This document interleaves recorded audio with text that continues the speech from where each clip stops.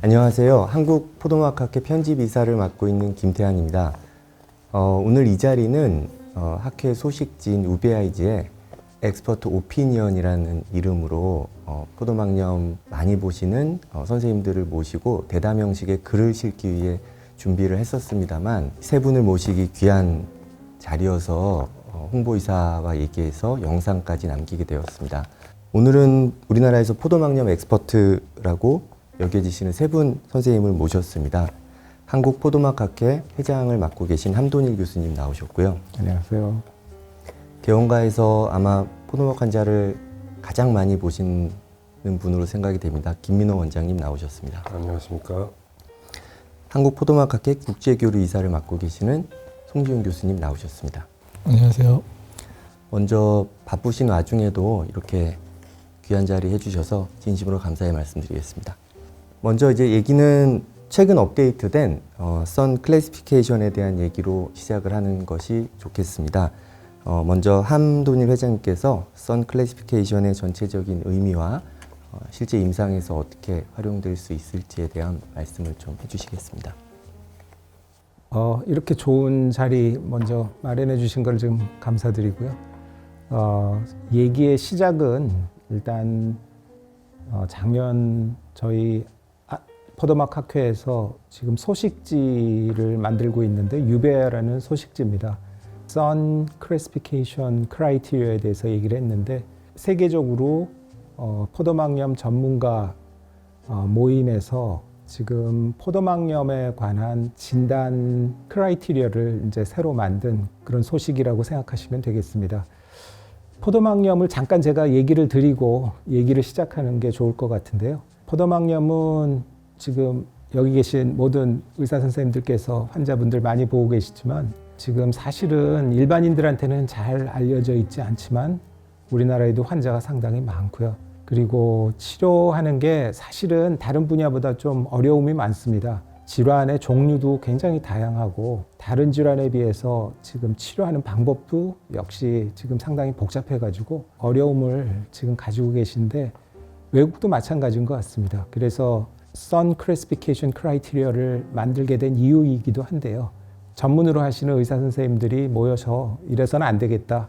결국은 이 포도막염에 대해서 용어도 통일을 해야 되고 이 진단에 대한 것을 이제 어느 정도 통일을 해야지 우리가 이제 그 좀 더 정확한 연구를 할 수 있고 정확한 치료 방침을 이제 만들 수 있겠구나. 이제 그렇게 생각하셔서 이번 이 진단 기준을 이제 만들게 된 것 같습니다. 그래서 그거를 먼저 얘기를 드려야 될 것 같고 이번에 새로 만든 규정은 전체 포도막염 질환에 대한 게 아니고 25개 정도에 대한 것만 지금 만들었고요.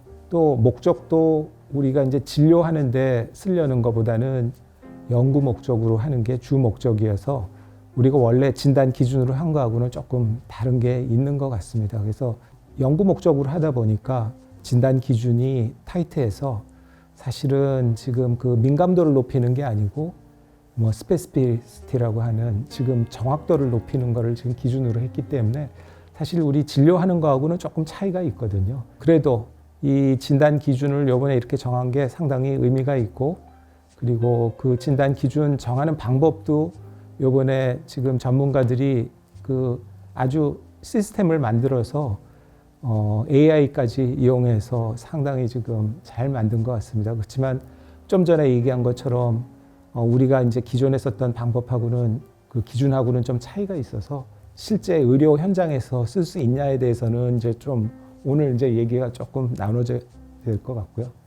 그래서 여기 한 분은 이제 대학에서 환자분을 보고 계시고 또 김민호 원장님은 이제 그 개원가에서 보고 계신데 실제 이 진단 기준을 보시고 지금 아마 느낌이 있으실 겁니다. 그 얘기도 한번 오늘 좀 같이 나눠줬으면 좋겠습니다. 선 클래시피케이션 발표도 한 두어 번 했고 굉장히 중요한 부분이라고 생각하고 있는데 이번에 새로 나온 작년에 재작년이네요. 벌써 2021년이니까 다 읽어보질 못했거든요. 20몇 개 논문이 한꺼번에 게재가 되니까 옛날에 선 클래시피케이션의 중요성을 생각하면 반드시 읽어봐야 된다는 마음의 생각은 있었는데 정말 흔한 질환이나 아니면 뭐 다른 논문을 쓰거나 교과서를 챕터를 저술하게 되는 그런 쪽 중요한 거 위주로만 읽어보게 되고 결국은 언제 좀 시간 잡아 날 잡아서 쭉 다 읽어봐야지 했는데 도저히 그 20몇 개를 다 읽어보지 못하겠더라고요. 또 쭉 몇 개 읽다 보면 앞에 게 다 또 까먹게 되고 그래서 이런 것들이 실제로 임상진료 현장에서 회장님 방금 말씀하신 것처럼 진단 기준으로 쓰이기는 사실 조금 어려울 것 같고 이미 진단 기준이 나와 있는 질환들이 있으니까요. 보통은 진단 기준으로 이미 성립된 것들도 있어서 질환을 보면서 저 같은 경우에는 조금 혹시 빼먹고 있는 건 없나, 혹시 놓치고 있는 건 없나, 뭐 감별이 필요한 건데 혹시 좀 추가로 해야 될 것들은 없나 그런 거 확인할 때 가끔 퀵 레퍼런스처럼 좀 확인해 보는 것 같고 아니면 포도막염 환자들을 많이 안 보시는 분들은 뭐 약간 다른 정도로 어떤 환자가 왔을 때 이게 뭐 엉뚱한 데 쪽으로 지금 가고 있는 건 아닌지 아니면 어느 쪽으로 접근을 해야 이런 양상은 어느 쪽 질환에 가장 합당한지 같은 걸 좀 금방 확인해 볼 수 있는 그런 가이드로도 사용할 수 있지 않을까 그런 생각이 들었습니다. 한번 쭉 읽어보면서. 포도막염이 이게 워낙에 단일 질환이 아니라 이렇게 다양한 질환군을 총칭한다 보니까 여지껏 어떠한 체계적인 기준을 만드는 게 너무 어렵지 않았나 생각이 듭니다. 아무튼 너무너무 방대한 질환이라 저희가 어려움을 많이 느끼고 있는데요. 김민호 원장님 혹시 뭐? 저는 보니까 특히 감염, 인펙션 파트에서는요. 그 다이어그노스 크라이테리아하고 좀 다른 게 PCR 검사가 뭐 바이러스든 박테리아든 다 나와야 된다고 그러니까 임상적으로는 PCR 검사를 실제 할 수 없는 경우도 있고 한다 하더라도 음성이 나올 수도 있어서 그 질환을 의심한 상태에서 치료를 하는 경우가 많이 있잖아요. 그런데 이 클래시피케이션 크라이테리아에서는 PCR 양성이 나와야지 클래시피케이션 할 수 있다는 전제를 한 거는 아마 그 논문에 나와 있지만 그 클래시피케이션에 대한 어떤 잘못된 그런 오류를 방지하기 위한 거니까 있는 것을 확실하게 컨펌하는 그런 크라이테리아가 아닌가 인펙션 쪽에서는 그런 생각이 들어가지고요. 많은 도움, 그게 있으면 이제 100% 다 진단 내리겠지만 우리가 혹시 그게 PCR 음성이라 하더라도 그 질환이 꼭 아니라는 그런 전제는 생기면 안 되겠다는 생각이 이번에 좀 들어가지고 다른 선생님들 의견도 한번 그게 궁금했거든요. 사실 그 진단 기준을 보면 대학에서도 이 진단 기준을 실제 현장에서 사용하기가 조금 어려운 점도 보이더라고요. 그래서 보니까 이제 PCR 얘기하셨는데 PCR이 지금 한 번에 양성으로 나오지 않고 두 번, 세 번에서 나오는 경우도 있고 지금 또 PCR 요번에 기준 중에서 바뀐 것 중에 하나는 ARN 같은 경우는 이전에 지금 CMV 바이러스나 EB 바이러스도 포함을 하는 이제 그런 사람들도 있었는데 이번에는 헐피스 바이러스하고 바리셀라 조스터 바이러스로만 국한을 지금 시켰거든요. 그래서 그런 것도 지금 달라졌고 그 다음에 인터미디엇 유베아이티스에서는 지금 익스클루전 크라이테리아에 라임스 디즈 지금 배제를 또 해야 되는 그런 조항도 생겼고 개원가도 그렇지만 대학에서도 이 기준을 전부 다 맞춰가지고 하기가 결코 그렇게 쉬운 거는 아닌 것 같아요. 그래서 결국 서두에서 얘기했지만 이게 지금 다이그노스틱 크라이테리아라기보다는 리서치 목적으로 하는 클래시피케이션 크라이테리아이기 때문에 그렇게 지금 만들어질 수밖에 없었던 것 같고요. 지금 그 질환을 이제 좀 더 아주 스트릭트하게 지금 환자들을 모아서 그걸로 이제 서로 정보를 공유하고 지금 발전시켜 나가기는 좋은 것 같습니다. 그렇지만 이거를 지금 우리가 의료 현장에서 진짜 쓰는 거는 그거는 앞으로 계속 좀 고민이 있어야 될 것 같다는 생각이 들고요. 임상에서 직접 적용되기보다는 리서치 목적으로 만들어진 것이기 때문에 실제 환자를 보면서 좀 적용시키기에는 약간 무리도 있다는 말씀 같습니다. 예전에 나왔던 것과 어떤 차이점 같은 것들이 있을까요? 이번에 나온 것 중에서 제일 많이 바뀐 게 VKH 디지즈더라고요. 그래서 복코야나지 하라다 디지즈에서 원래 우리가 쓰던 진단 기준보다 조금 많이 바뀌어서 그 병 자체를 초기와 말기 두 개의 지금 스테이지로 나눠서 진단 기준도 두 개가 지금 나왔거든요. 그래서 그거는 지금 요번에 지금 상당히 많이 발전된 이제 그런 진단 기준인 것 같고, 사실 그 얘기는 그 전에도 지금 여러 번 나와서 몇 년 전에도 이제 그런 비슷한 진단 기준이 나왔는데 그거를 이제 이용해서 요번에 다시 한번 지금 그 기준을 발표한 것 같고요. 뭐가 좋아졌냐 하면 그 VKHDS 진단 기준이 이전에 우리가 썼던 거는 뭐 complete, incomplete, 뭐 probable 뭐 이렇게 지금 나눠서 했는데, 사실 초기에 나오는 증상하고 그 후기에 나오는 증상을 다 같이 한 번에 그 기준으로 지금 쓰다 보니까 complete가 거의 없었던 거예요. 그래서 incomplete, probable로 환자들이 다 분류가 되고, 그럴 수밖에 없는 게 병이 지금 한 번에 그 증상들이 생기는 게 아니고 지금 1년에 지금 연속된 변화로 생기니까, 그래서 이제 그런 문제가 생겼었는데 이번에 그거를 지금 해결한 것 같고요.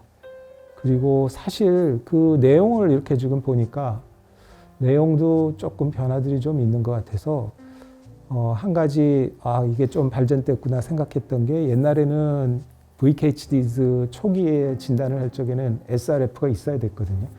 그러니까 시러스 레티널 디태치먼트가 있었어야 됐는데 이번 기준에서는 그게 없어도 지금 다른 신경 증상을 지금 고려해서 진단을 지금 할 수 있는 그런 조항들이 지금 만들어졌고, 그 다음에 수술도 이전에는 백내장 수술만 해도 그게 수술한 걸로 지금 간주가 돼서 VKHDS라고 진단하기가 지금 아마 어려웠는데, 이번에는 비트리오 레티널 서저리로 그거를 지금 바꿨더라고요. 그래서 지금 그 전에 우리가 진단하기 어려웠던 그런 여러 가지 지금 문제점들을 이번 전문가들이 이제 같이 상의를 해서 그런 거를 지금 포함해가지고 만들어져서 그런 거는 상당히 진일보한 것 같습니다. VKH는 조금 이따가 저희가 또 다시 한번 자세하게 얘기를 하겠습니다. 혹시 앞으로의 방향이라던가 좀 이번에 업데이트된 거에 있어서 부족한 보완돼야 될 점 같은 게 혹시 있을까요?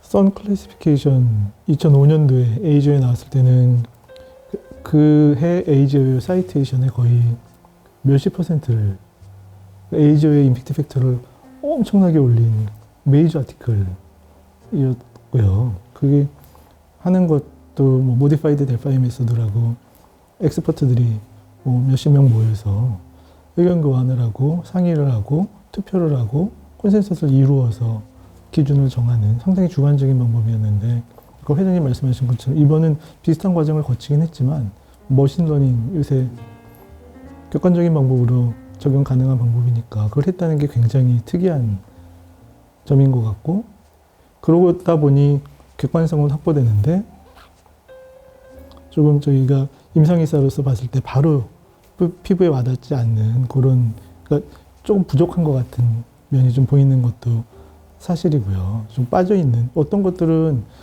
임상적인 면들을 주로 모아서 클리니컬 피처들의 모음 같은 클러스터 같은 게 클래시피케이션 프라이테어로 되어 있고, 어떤 것들은 아주 객관적인 증거들을 요구하는 것도 있고, 그래서 그런 것들이 아마 지금 굉장히 혁신적인 방법론이 적용됐으니까 앞으로 또 클래시피케이션 3, 4 나올 때는 더 발전적인 방향으로 갈 수 있지 않을까 그렇게 기대를 해볼 수 있을 것 같습니다.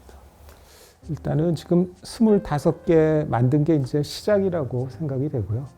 뭐 우리 포도막염이 지금 그거보다 훨씬 종류가 많은데 지금 25개밖에 없으니까 지금 아직은 갈 길이 지금 멀다고 생각합니다. 근데 요번에 이제 그거를 시작을 한 거고 아마 계속 추가로 지금 만들지 않을까 지금 생각하는데, 얼마 전에 지금 그 저희 병원에서 이제 저널 리뷰하면서 최근에 이 크라이테리어로 실제 임상 진료한 사람들을 지금 한번 전부 다 평가해 본 그 논문이 하나 지금 나왔더라고요. 그래서 봤더니 미국 한 대학에서 지금 이 기준으로 했을 적에 포도막염 환자는 50% 정도밖에는 이게 이 진단 기준이 적용이 안 되고, 나머지는 이제 아직 진단 기준이 만들어지지 않은 거고요. 그래서 지금 아직은 조금 좀 더 이게 확장이 돼야 되겠다는 생각을 지금 했고, 그리고 가장 큰 문제가 지금 우리 포도막염에 엔티리어 유베아이티스가 제일 많은데 이 기준이 지금 엔티리어 유베아이티스가 진단 기준이 너무 부족해가지고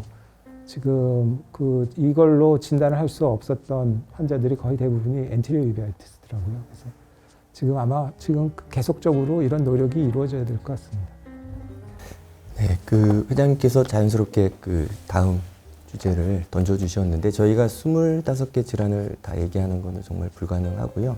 2개 정도 질환에 대해서만 조금 얘기를 나누겠습니다. 엔티리어 유베아이티스 중에서 최근에 화두는 바이럴 엔티리어 유베아이티스 같습니다. 워낙에 환자들 많이 보시니까요. 엔티리어 유베아이티스 보실 때 어떨 때 바이럴한 코즈를 의심하시는지 임상적인 어떤 클루 같은 게 있으신지 좀 궁금합니다.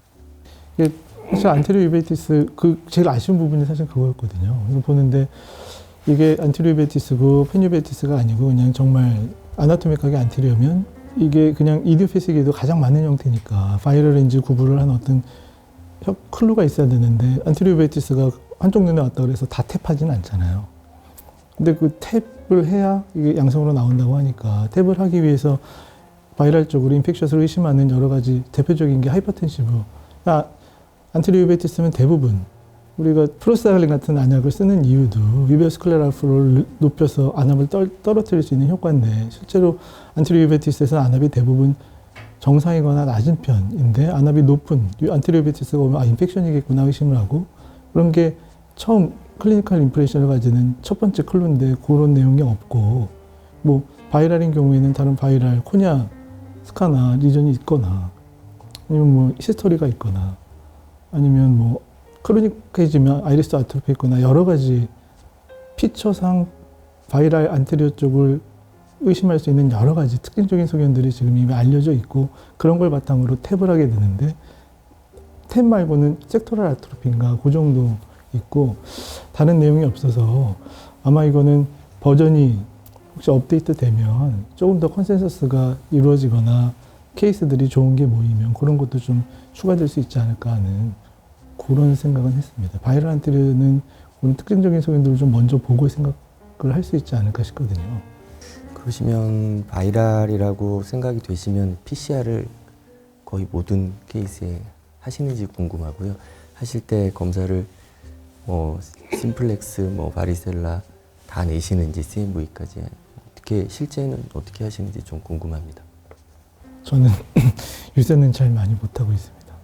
저는 여러 번 해봤고 일단 뭐 피처를 보고 이게 CMV일까 헐페스일까 생각해서 하면 3가지 바이럴을 나가더라도 용량이 부족할 수 있어서 항상 의심되는 게 CMV면 CMV 1번, 남으면 헐페스 2번, 바리셀라 3번 이런 식으로 랩을 내라고 하는데 양성률이 좀 많이 떨어지고 아주 액티브한 때 아니면 사실 탭을 해서 나가도 뭐 말씀하신 것처럼 회장님 말씀 2번, 3번 해야 양성 나오는 경우 있고 그렇게 해도 양성이 안 나오는 경우 있고 저는 클리니컬 임프레션대로 치료를 해나가다가 환자가 반응을 보이면 오히려 더 진단을 내리는 쪽에 좀 가까워서 작년 추계학회인가 일본의 히로시 타카세 교수님 오셔서 뭐 하이 아웃풋 멀티플렉스 발표하시는 거 보고 정말 부러웠거든요.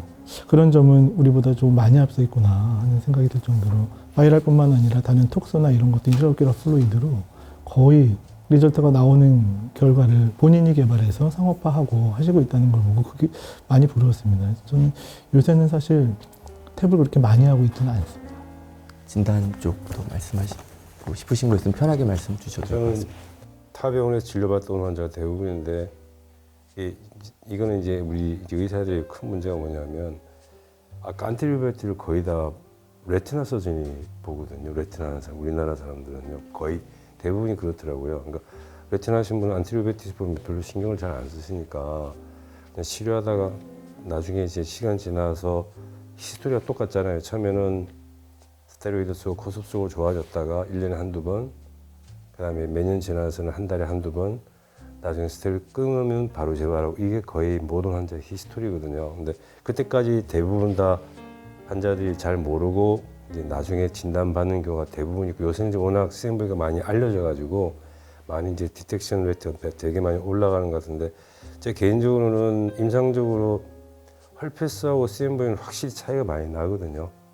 헐페스는 벌써 염증이 굉장히 심하잖아요. 바이럴 로딩이 많으니까 뭐 기전이 워낙 뉴로트로픽이니까 그쪽으로 들어오는 바이러스 양 자체가 많고 들어오는 기전이 또 그쪽 실리아리 너브 따라 들어오면 피그멘트를 따라 들어오니까 피그멘트 셀들의 데미지를 줘가지고 머튼 KP 같은 게 피그멘트 되게 많거든요. 그리고 스니키아도 생기고 하여튼 염증 반응이 굉장히 심하더라고요. 헬페스는 물론 아닌 경우도 있지만 근데 CMV는 거의 셀이 없으니까 저는 CMV에서 1+ 이상 셀 뜨는 경우는 저 개인적으로 본 적이 없었거든요. 거의 셀이 안 보이고 안압이 높은 경우는 저는 다 하거든요. PCR인데 저는 어쨌든 대학에 있는 게 아니니까 멀티플렉스를 할 수도 없고 CMV만 나가요. 근데 헬페스는 의심이 되면 임상적으로 아사이클로비아 같은 거는 보험에 쓰는데 큰 문제가 없으니까 그 약을 시도해보면 거의 잘 들면 그 질환을 생각하는 거고요. 그래서 제가 궁금한 거는 아까 말씀하신 것처럼 PCR을 했는데 음성이다. 그러면 치료를 어떻게 해야 되는지가 되게 궁금한 게 논문을 보면 드라그 리스판스가 있으면 CMV라고 간접적으로 진단을 해서 치료를 한다고 돼 있거든요. 유럽 쪽에서는요. 근데 우리나라는 보험에서는 그걸 인정을 안 하니까 먹을 수 있는 뭐 발간 사이클로비아 같은 발사이탁 같은 약은 워낙 고가에다가 비보험도 처방을 못하는 약이거든요. 그 약은 보험 아니면 쓰면 안 되는 약이니까 결국 이제 토피컬을 써야 되는데 또 안약으로 만드는 거는 언제까지 이렇게 만들어 줄 수도 없는 거고요. 또 IRB라는 게 있어야 되니까 개업한 사람 입장에서는 도저히 불가능한 약이고 보관이라는 이제 제를 쓰는데 저는 회장님은 모르겠지만 저는 보관이 그렇게 효과 있다고 논문 나오는 게 저는 이해가 잘 안 가는 게 좀 개인적으로 그렇게 효과 있는 경우를 별로 못 봤거든요. 보관을 썼을 때 환자들이 저는 제일 잘 아는 게 본인이 써서 효과가 있다는 사람들은 본인이 이야기를 해요. 확실히 효과가 있다고. 근데 계속 써도 효과 없는 사람들 계속 재발하거든요. 근데 논문을 보면 처음에 인덕션하고 메인테넌스 하면 좋다 이렇게 되는데 저는 개인적으로 보관질이 그렇게 효과 있는지 저는 좀 잘 모르겠어요. 자연스럽게 이렇게 치료 쪽으로 이제 얘기가 좀 넘어간 것 같은데요.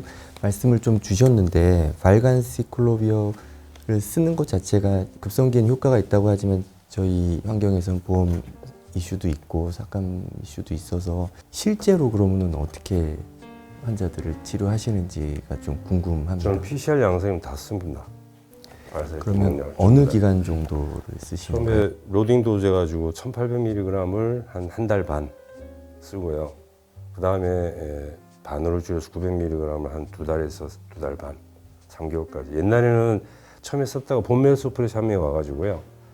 3개월 썼어요. 2알, 3개월, 하나, 그 900ml 3개월, 그다음에 450ml 3개월 이렇게 6개월 기간을 늘었었는데 그렇게 하는 거하고 제 교과서 나온 대로 써봤더니 큰 차이는 없는 것 같은데요. 처음에 요새는 한 달 반 하고 2달 반에서 3개월 사이에서 합쳐서 한 4개월 정도 쓰거든요. 원래 저희들이 보험에서는 3주 이상 못 쓰게 돼 있잖아요. 그러면 비급여로 아니요, 비급여 이 약은 비급여가 안 돼요, 선생님. 쓰든지 말든지 비급여는 불법이에요. 지금 이거는 인정을 못 받아가지고요. 그러면 이런 항바이러스제를 복용을 할 때 아까 말씀하신 본메로 서프레션이나 레날 톡시시티 같은 그 안과 의사로서 환자를 저희가 내과 의사가 아니기 때문에 사실 레발롭이나 이런 게 쉽지 않을 것 같아요. 특히 이제 개원가에 계셔서 어떻게 실제로 하시는지. 전 약 쓰면 처음에 쓰기 전에 먼저 랩 나가고요. 베이스라인 잡아놓고 그 다음에 한 달 반에서 2달 간격으로 나가요, 랩을. 왜냐하면 혹시 모르니까. 왜 최근에 뭐 그런 환자가 이 환자도 그랬고 또 다른 뭐 이뮤란 쓰는데 한 달 만에 본메로 서프레션 돼가지고 중환자실 입원한 케이스도 한 명 있어가지고요. 되게 조심해서 검사는 계속 나가거든요.